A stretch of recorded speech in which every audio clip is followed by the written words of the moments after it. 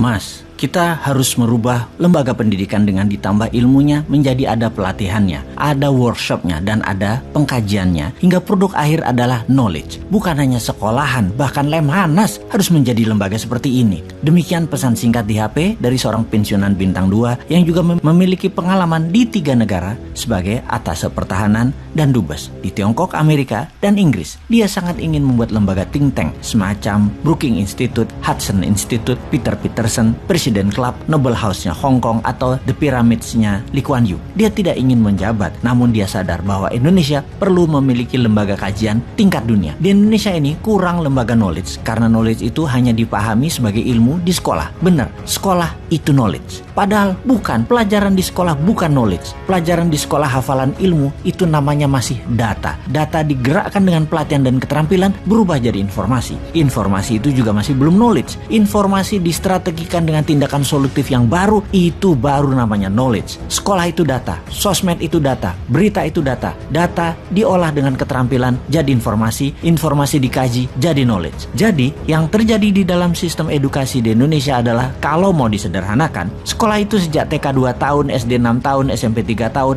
SMA 3 tahun ditambah kuliah deh 5 tahun. 19 tahun sekolah. Ada berapa yang mempraktekkan membuang sampah di tempatnya? Mengerti, tahu yang namanya ngantri, mengetahui bahwa sampah plastik merusak lingkungan dan tidak memakai plastik, menyadari bahwa karbon merusak lingkungan sehingga dia memutuskan tidak pakai bahan bakar minyak untuk mobil mereka tetapi naik sepeda, jalan kaki, menanam pohon, dan lain sebagainya. Tidak akan jadi skill karena mereka tidak dilatih. Karena sekolah selama 19 tahun anak Indonesia hanya dicekoki data, tidak akan jadi gerak mereka itu. Gak mudah memang, gak gampang memang, dan hampir tidak mungkin dengan pola pikir anak bangsa Indonesia saat ini. Indonesia akan menjadi negara superpower di tahun 2045 kalau tidak diubah pola pikirnya menjadi orang yang memiliki keterampilan dan kemampuan mengkaji. Karena sekolah selama ini hanya bikin murid hafal data. 77 tahun Indonesia merdeka, pendidikan hanya hafalan data. Sampai saat ini bahkan sistem pendidikannya juga masih pakai sistem nilai, sehingga ketika dewasa yang dikejar hanya nilai dan hidupnya selalu menilai orang lain. Semua dinilai, semua ada angkanya. Bisakah dilakukan sistem pendidikan tanpa nilai dan tanpa PR seperti di negara paling bahagia di dunia, yaitu negara-negara Nordik seperti Swedia, Finlandia, yang semuanya bukan sistem angka penilaiannya, tapi kejujuran dan kata hati atau conscience. Kapan Indonesia menerapkan sistem edukasi berdasarkan kata hati, tindakan, dan pengkajian telaah masalah dengan critical thinking,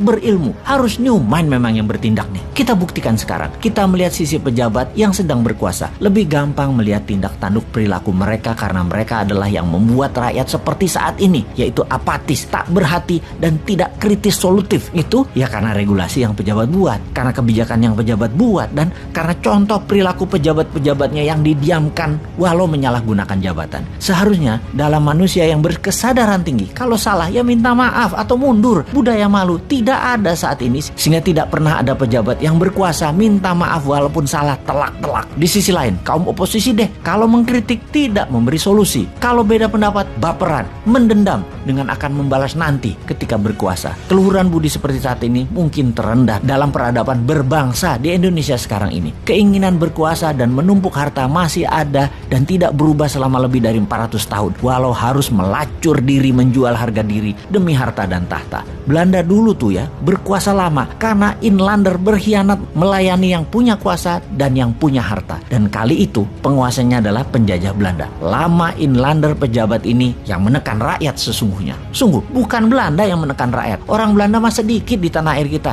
yang banyak para abdi dalam, penjajah, penjilat yang diberi jabatan, yang memeras rakyatnya sendiri untuk kepentingan Belanda. Sungguh yang menekan rakyatnya ya pejabat putra bangsa yang tidak nasionalis, yang menjadi babu Belanda, yang membodohi rakyat selama ratusan tahun. Lalu zaman setelah kemerdekaan, negara asing masih bercokol namun kemasannya berbeda. Atas nama HAM, atas nama demokrasi, atas nama keuangan dunia, Amerika itu mencengkram Indonesia dan pejabatnya zaman Soeharto hingga zaman SBY seakan menjadi agennya Amerika. Lalu saat ini pejabatnya miring ke Tiongkok dan menjadi agen kemakmuran dan pelaksana kendali negara Tiongkok. Ada yang memungkiri hal ini saat ini? Masih tidak melihat kita dikangkangi penjajah yang dikemas berbeda, namun intinya sama. Indonesia tidak berdaulat dengan menggunakan kaki tangan putra bangsa yang gila harta untuk memeras dan menjajah bangsanya sendiri. Mau dikaji lebih dalam hal ini ya? Oke, siapa individu yang mumpuni untuk mengkaji hal ini? Mana kelompok yang mumpuni untuk mengkaji hal ini? Mana lembaga yang mengkaji hal ini? National Council kecil di Indonesia itu tidak ada. Manusia kritis bersolusi di Indonesia itu dibungkam. Ya sudah, Anda dimanapun sahabat, sekarang yang mengkajinya. Ini semua demi Indonesia baru,